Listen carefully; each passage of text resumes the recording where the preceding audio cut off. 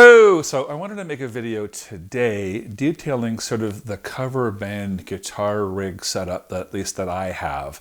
And I want to talk about the mistakes that I made in putting this together, and believe me, there were quite a number. And then some of the changes that I made and how I've arrived at sort of where I am today, content and happy with the guitar sounds that I'm getting for a lot of the cover band material that I'm doing.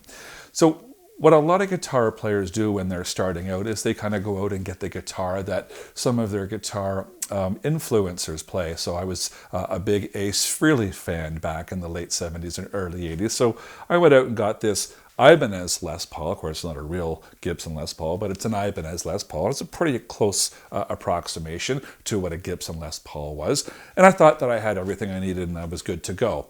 As I started trying to get other kinds of guitar sounds, I realized that something wasn't quite right and I was limited in what I was doing.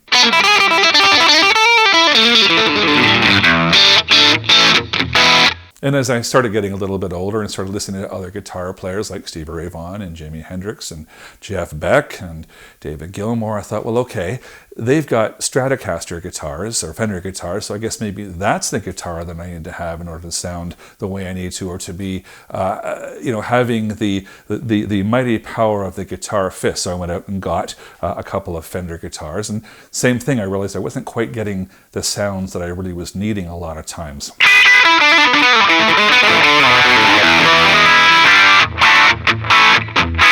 One of the things I got to learn as I got more into playing was that you sort of had two types of guitar players. You had your Fender guitar players and your Gibson guitar players. And then there were guys that also owned Fender guitars and Gibson guitars. So that if you needed to get those, sort of two distinctive kinds of guitar sounds, the single coil sounds from the Fender or the thick, chunky humbucker sounds from the Gibson guitars, and you had both those guitars.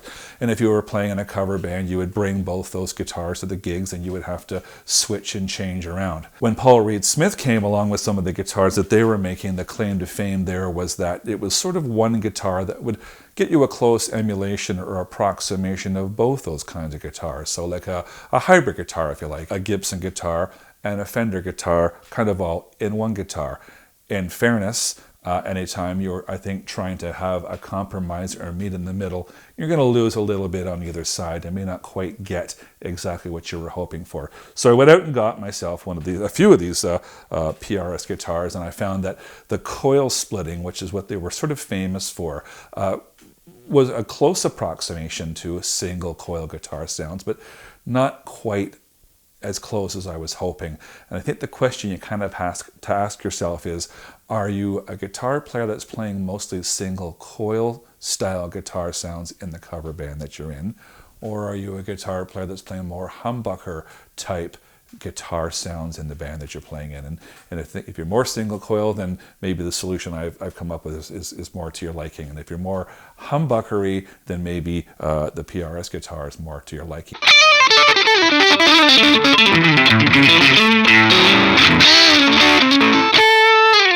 So what I realized what I wanted to have really was a nice single coil true sound for the rhythm playing that I would be doing, and then to have a nice fat, juicy, thick, hot humbucker sound for the lead sounds. And I didn't want to be switching guitars during songs. That's not possible.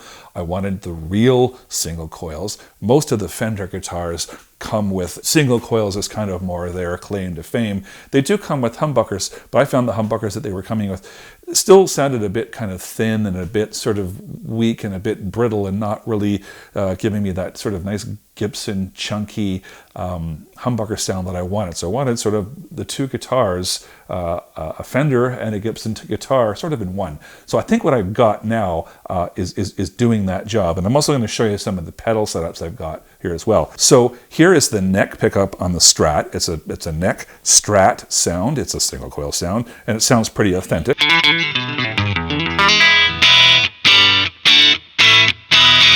Sounds pretty authentic, and it's what I wanted, and it's genuine. Here's the bridge and middle.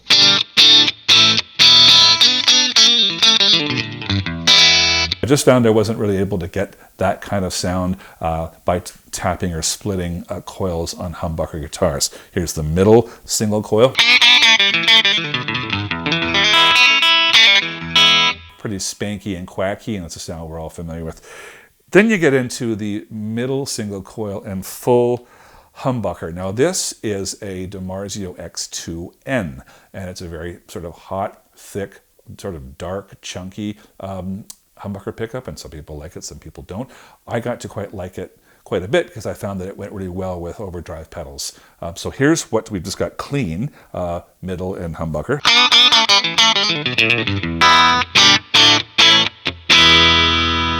Now here's that full, thick humbucker on this here Fender.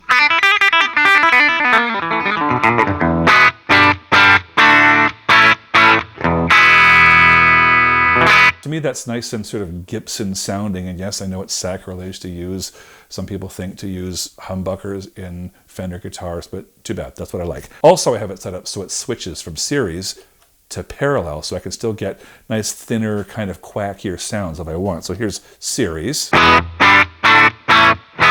here's parallel. So I have a nice versatile sounding guitar that covers a lot of the bases. I've got the single coil sounds, I've got the big thick fat humbucker that gets nice bridge humbucker sounds, and I think I'm pretty good and off to the races. The next thing I wanted to kind of talk about was the pedal board that I have, and I made a bunch of mistakes when it came to effects and amplifiers and the like. When I first was getting into amplifiers, I thought, well, Marshall amps are what you want to have because that's what everybody else has, and that's exactly what you should want and need. And that may not necessarily always be true for some of the cover band material that you might be playing. What I ended up doing was getting smaller tube amps, setting them clean, and then doing all my effects processing on the outside. I still use, in this day and age, the old school Boss pedals. Lots of people don't like Boss pedals. That's perfectly fine. But that's what was available when I first started out. And I found that what I liked about pedals is they're kind of quick on the draw. They're quick and they're ready to go. You don't have to stop and do menu diving if you want to change things. Just you look at them, you see them, you hit them, and you're good to go. As you know, sometimes in a cover band, sometimes songs are getting called out off the cuff of the neck at the last second, and you're not sure what is even being played 5 seconds before you're about to do it. It's nice to be out of pedals because you can just jump down and hit them. So what I've got here in my rig here, we'll walk through this very quickly, is I've got a couple things set up here. What I tend to use a lot is the overdrive pedal. So I'll have the overdrive pedal on with the neck and middle pickup on the strap. Why? Because it's hum canceling to an extent, so you can still get those nice overdriven stratty sounds.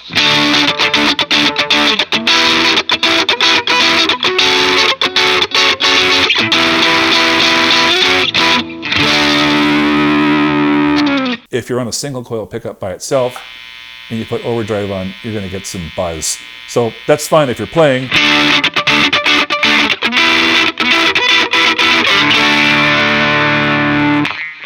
You may not hear it as much. As soon as you get the pedal on, you're going to hear it. So, and the other thing I've got here too is I've got a metal pedal or a metal zone pedal. So that gives you those really thick, driven, double over gain sounds that you might, overdriven or over distorted sounds that you might need. I hardly ever use this pedal, but the only time I ever really do use it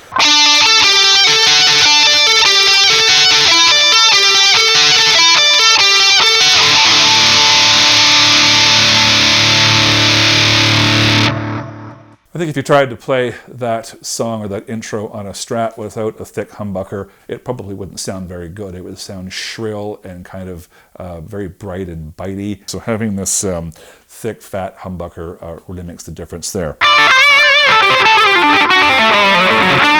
So for example, if I'm playing some regular rhythm, I'll be in my neck and middle position, and then I'm going to flick down to my humbucker and hit the equalizer pedal and the delay pedal to give me a volume boost, because in most cover bands, you don't have somebody mixing the band for you. You kind of have to do your own clean boosts yourself. So here we go.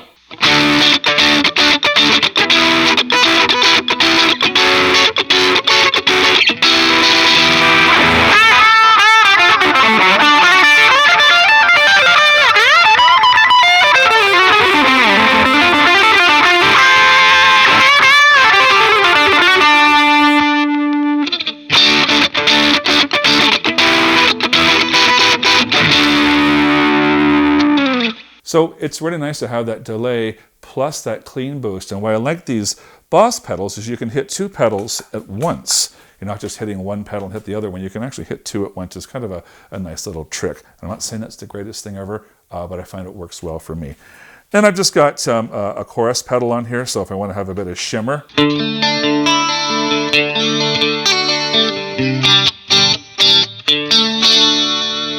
It's quite nice to have that. And I'm also a bit of a Univibe fan, so if I want to...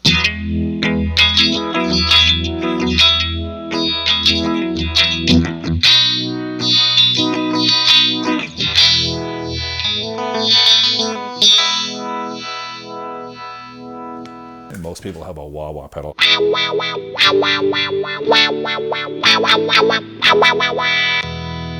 So that's the cover band setup that I have. I find that works for me. I'm not saying it's going to work for you or everybody else. I just find that it's really quick. It's neat with the two single coils and the DiMarzio humbucker. I've got the series to parallel switching on the humbucker. I've got the metal zone, I've got the overdrive, I've got the delay, I've got the equalizer, so I can boost myself when I need to. I don't have to worry about a sound man doing it, because most cover band gigs, you don't have a sound man. And I'm finding this works really well for me. So if you're struggling with the sounds that you're getting or not getting in the cover band that you're working in, perhaps consider implementing some of this into your rig. And then let me know in the comments below if that's something that worked for you.